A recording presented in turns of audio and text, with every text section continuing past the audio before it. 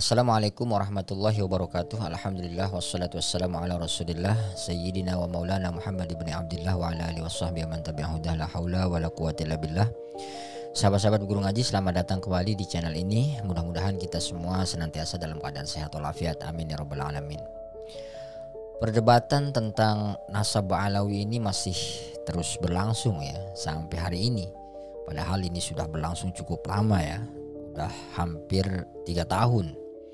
Tapi masing-masing pihak ya, baik itu yang mendukung tesis Kiai Haji Imaduddin Utsman Al-Bantani ataupun yang mendukung Ba'alawi, itu masih tetap bertahan dengan keyakinan masing-masing gitu ya. Kemudian ada yang nyeletuk ya, kenapa sih sebenarnya Kiai Imad, Habib Rizik, Bahar bin Smith misalnya, atau Habib Taufik gitu ya, tidak kemudian duduk bareng lalu berdiskusikan secara bersama-sama untuk menyelesaikan persoalan ini. Kalau Anda termasuk yang berpikir seperti itu, ya kemungkinan besar Anda tidak mengikuti kronologi polemik ini dari awal ya. Dan memang kalau saya amati beberapa tipikal orang-orang di dalam memandang atau di dalam melihat polemik ini, memang ada beberapa ya. Ada yang apatis seperti tadi itu, buat mereka ya perdebatan ini nggak penting-penting banget. Mereka menganggap ini tidak terlalu banyak manfaatnya gitu. Akhirnya mereka mengabaikan, cuek, dan tidak mau peduli gitu ya. Tapi ada juga orang yang punya pengalaman pribadi kurang mengenakan ya, baik itu pengalaman pribadinya atau pengalaman temannya atau pengalaman keluarganya gitu, yang tidak mengenakan terkait dengan Ba'alawi gitu. Nah, orang-orang inilah yang kemudian banyak memberikan dukungan kepada Kiai Haji Imaduddin Utsman Al-Bantani, dan kita lihat itu ada banyak orang yang ternyata punya pengalaman buruk seperti itu gitu. Dan akhirnya mereka speak up di berbagai macam platform digital. Ada yang bicara di Facebook, ada yang di YouTube, ada yang di Instagram. Yang paling ramai itu di TikTok ya. Banyak saya lihat itu orang-orang yang memang selama ini punya pengalaman buruk terkait dengan Ba'alawi dan bikin komal-komal gitu ya. Bahkan ada yang sampai bikin ruang diskusi di WA, di YouTube, di Telegram gitu ya. Dan mereka sangat militan ya, membela Kiai Haji Imaduddin Utsman Al-Bantani. Ada juga kelompok yang mungkin dia tidak punya pengalaman pribadi terkait dengan Ba'alawi, tetapi selama ini mereka menyadari bahwa keluarganya, lingkungannya itu ternyata terkooptasi juga oleh Ba'alawi, sehingga hari ini mereka menemukan momentumnya untuk melawan gitu. Kelompok yang lain ada juga yang masih menjadi muhibbin ya. Nah, kalau muhibbin ini mereka akan menerima argumentasi apapun yang datang dari para habaib tanpa melakukan kritik. Bahkan ajaran-ajarannya selalu diterima, karena bagi mereka ini yang penting adalah loyalitas gitu ya, bukan rasionalitas gitu. Walaupun gak masuk akal ya tetap diterima. Ada juga kelompok orang yang saya lihat sangat aktif ya, berkomentar, memberikan ulasan gitu, dan menikmati perdebatan ini sebagai sebuah kajian keilmuan gitu. Nah, ada sekelompok orang lagi yang saya melihatnya itu menarik ini.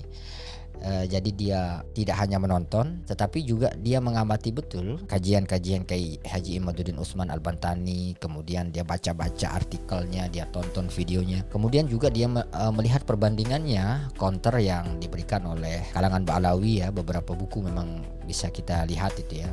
Nah, kemudian mereka membandingkan antara dua argumentasi ini, kemudian mencari atau mendapatkan kesimpulan sendiri. Dan inilah yang kemudian banyak berbicara. Misalnya kita bisa lihat ya, setelah Kiai Imad banyak berdiskusi dengan banyak pihak, kemudian banyak yang terbuka, kemudian mendukung Kiai Imaduddin Utsman Al-Bantani gitu ya, secara rasional. Nah, setelah 3 tahun perdebatan ini, kemudian kita pun melihat dua kubu ini semakin jelas ya perbedaannya, bahwa perbedaan utamanya itu adalah perbedaan cara pandang ternyata ya. Dan ini saya baca dari satu artikel yang menarik sekali.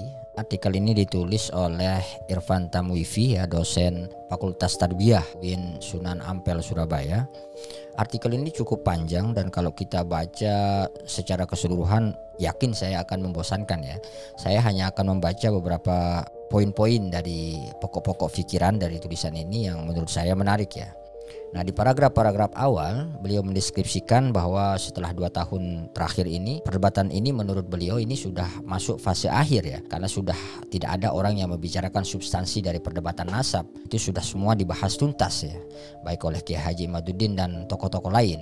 Nah, yang tersisa menurut beliau itu masih hanya sekedar apa ya, sensasi-sensasi, gimmick-gimmick gitu ya. Dan juga bagi yang tidak sepakat misalnya dari kelompok Ba'alawi itu yang masih tersisa itu hanyalah emosi, itu sudah nggak punya argumentasi lagi. Beliau mendeskripsikan kesimpulannya adalah terbentuknya 2 kelompok yang berdiri secara kokoh dan sama-sama memiliki klaim gitu ya, klaim kebenaran terkait dengan argumentasi soal polemik ini ya.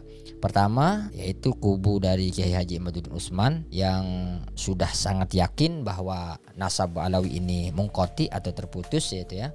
Kemudian ada kelompok dari Ba'alawi yang justru meyakini bahwa nasab mereka sahih dan mulia. Nah, kemudian beliau jelaskan 2 perbedaan atau cara pandang antara kebenaran ilmiah dengan kebenaran otoritatif yang dipakai oleh keduanya yang berbeda ya. Kalau Kiai Haji Imaduddin itu pakai paradigma kebenaran ilmiah, sementara kalau Ba'alawi itu justru menggunakan lawannya yaitu kebenaran otoritatif. Nah, tesis Kiai Haji Imaduddin Utsman menurut beliau ini sudah sangat kuat karena ada bukti yang didukung oleh berbagai disiplin ilmu yang lain seperti filologi, sejarah dan lain sebagainya yang bisa membuktikan bahwa telah terjadi manipulasi nasab. Termasuk juga diungkapkan di sini bahwa Kiai Haji Imaduddin Utsman juga yang membuat dia kuat penelitiannya itu adalah berhasil membuktikan atau berhasil menunjukkan bahwa tidak ada bukti yang kuat terkait dengan apakah Ahmad bin Isa itu pernah berhijrah ke Yaman gitu ya. Begitu juga dengan data genetika yang menunjukkan Ba'alawi berhaplogrup G, sementara keluarga Nabi yang sudah dites gitu ya dari keturunan Bani Hasyim itu justru berhaplogrup J1. Beliau menjelaskan semua upaya bantahan terhadap kajian ini gagal membuktikan sebaliknya. Bahkan setiap argumen yang diberikan oleh kalangan Ba'alawi itu dibantah dengan data yang lebih kuat secara ilmiah oleh Kiai Haji Imaduddin Utsman dan kawan-kawannya ini. Nah, beliau juga menjelaskan terkait bagaimana kalangan atau kubu Ba'alawi ini bertahan dengan kebenaran otoritatifnya. Dengan ciri misalnya mereka selalu bersandar kepada tokoh-tokoh, misalnya sering mereka katakan jika sudah tokoh-tokoh besar seperti Imam Nawawi, Syekh Nawawi ya, Syekh Nawawi Banten, Kiai Hasyim Asy'ari sudah mengakui nasab Ba'alawi, maka itu menurut mereka itu sudah cukup. Maka tidak perlu lagi verifikasi ilmiah seperti yang diinginkan oleh kelompoknya Kiai Haji Imaduddin Utsman itu ya. Yang lebih penting menurut mereka itu apa yang dikatakan, bukan siapa yang mengatakan. Beliau juga menjelaskan sikap dari kalangan Ba'alawi ini ketika mereka sulit membantah ya data ilmiah yang dimunculkan oleh kubu Kiai Imad dan kawan-kawan itu, kemudian terjebak pada kadang-kadang menyerang pribadi, memberikan tekanan sosial terhadap pihak-pihak yang dianggap meragukan nasab gitu ya. Kemudian juga mencari dukungan kepada tokoh-tokoh ya. Kalau ada orang yang agak netral gitu ya, tokoh-tokoh yang agak netral dengan polemik ini, mereka datangi misalnya kayak Syukron Ma'mun atau Miftahul Akhyar gitu ya. Mereka datangi kemudian mereka jelaskan gitu, sehingga orang gak enak jadinya gitu. Nah, kesimpulannya dari artikel ini sahabat-sahabat, menurut Dr. Irfan itu polemik ini tidak akan pernah selesai karena dasarnya bukan sekedar beda data ya, tetapi memang beda paradigma dan cara melihat suatu kebenaran gitu. Jika kebenaran dipandang dari kacamata ilmiah, kata beliau, hasilnya akan rasional, kritis dan berbasis data dan bukti gitu. Tapi jika kebenarannya diukur dari otoritas tokoh, maka rasionalitas akan menjadi terpinggirkan gitu. Nah, inilah sebab menurut beliau itu mengapa perdebatan nasab Habib Ba'alawi ini tidak akan pernah selesai, akan dibicarakan bahkan sampai berpuluh-puluh tahun mungkin ke depan gitu ya. Selama paradigma ini tidak bisa disatukan, paradigma berpikirnya tidak disamakan, maka tidak akan pernah mencapai titik temu. Bagi sahabat-sahabat yang ingin membaca artikelnya secara langsung, nanti saya cantumkan link artikelnya di deskripsi video ini ya. Terima kasih sahabat-sahabat, mudah-mudahan ada manfaatnya apa yang kita bicarakan ini. Wallahu a'lam bishawab, wallahul muwaffiq ila aqwamit thoriq. Wassalamualaikum warahmatullahi wabarakatuh.